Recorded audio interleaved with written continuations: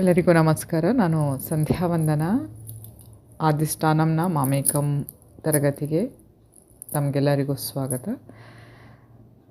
ಇಂದಿನ ಆಧ್ಯಾತ್ಮಿಕ ಮಾತುಗಳಲ್ಲಿ ಪ್ರಜಾಪಿತ ಬ್ರಹ್ಮಕುಮಾರೀಸ್ ಈ ಸಂಸ್ಥೆಯಲ್ಲಿ ಪ್ರತಿದಿನ ಬರುವಂತಹ ಶಿವ ಬಾಬನ ಸಂದೇಶಗಳು, ಮುರಳಿ ಎಂಬ ಹೆಸರಿನ ಮೂಲಕ ಸಂದೇಶಗಳನ್ನು ಕೊಡಲಾಗುತ್ತದೆ.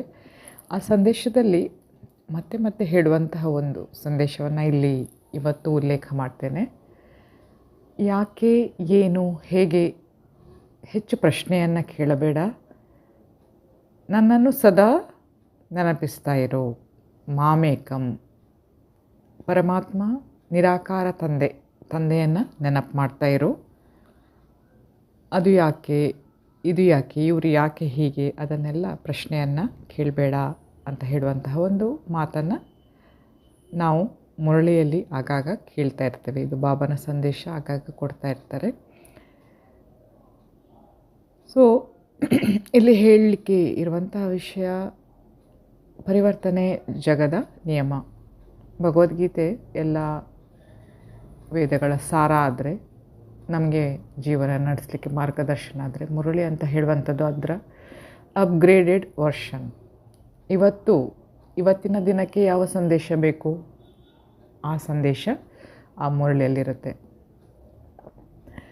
ಎರಡು ಲೋಕಗಳು ನಮಗೆ ಕಣ್ಣಿಗೆ ಕಾಣುವಂತಹ ಲೌಕಿಕ ಲೋಕ, ಕಾಣದಂತಹ ಅಲೌಕಿಕ ಜಗತ್ತು.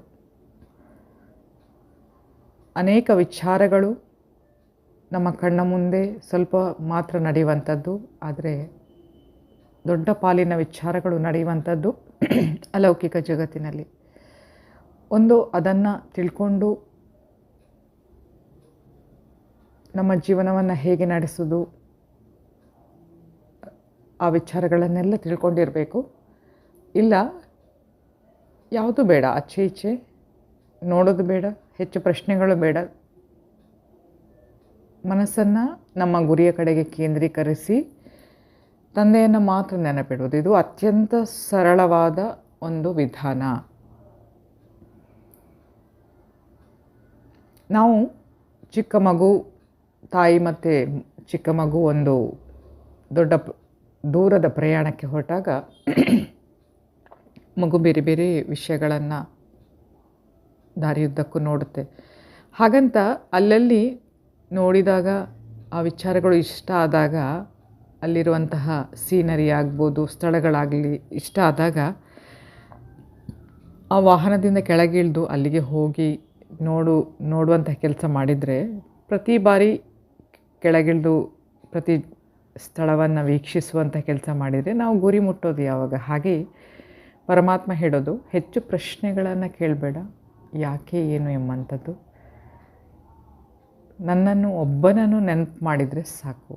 ಯಾವುದೇ ದೇಹದಾರಿಗಳು, ದೇಹವನ್ನು ಹೊತ್ಕೊಂಡಿರುವಂತಹ ವ್ಯಕ್ತಿಗಳು, ತಾವೇ ಪರಮಾತ್ಮ, ತಾವೇ ದೇವರು ಅಂತ ಹೇಳುವಂಥ ವ್ಯಕ್ತಿಗಳನ್ನು ಖಂಡಿತ ಪೂಜಿಸಬಾರ್ದು.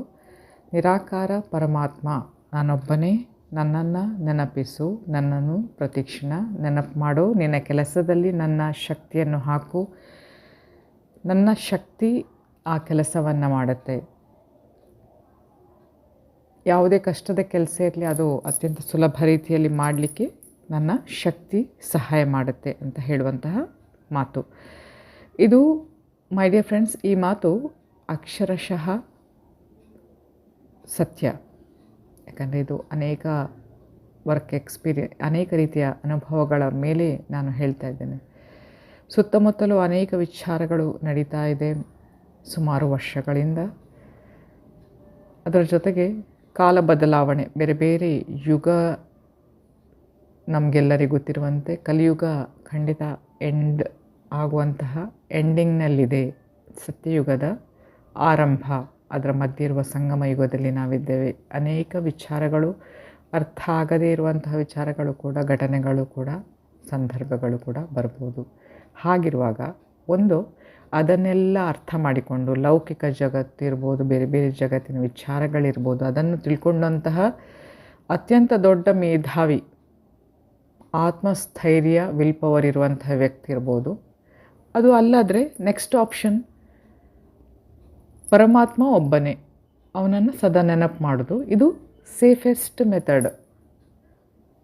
ಇದು ನಾವು ನಮ್ಮ ಅನುಭವದ ಮೇಲೆ ಹೇಳ್ತಾ ಇದ್ದೇವೆ. ಹಾಗಾಗಿ ಈ ಒಂದು ವಿಚಾರ ತಮ್ಮ ಗಮನದಲ್ಲಿರಲಿ. ಯಾವುದೇ ಕಷ್ಟ ಬಂದಾಗ ಹೆಚ್ಚು ಅದರ ಬಗ್ಗೆ ಚಿಂತೆ ಮಾಡದೆ ಮಾಮೇಕಂ, ಪರಮಾತ್ಮ ಶಿವ ಒಬ್ಬನೇ, ನಿರಾಕಾರ ಶಿವ ಒಬ್ಬನೇ, ಆತನನ್ನು ಸದಾ ನೆನಪಿನಲ್ಲಿಟ್ಕೊಂಡು ಜೀವನವನ್ನು ನಡೆಸುವುದು ಇನ್ನು ಮುಂದಿನ ದಿನಗಳಿಗೆ ಸೂಕ್ತ ಅಂತ ಹೇಳುವಂತಹ ಮೆಸೇಜ್ ಅದು.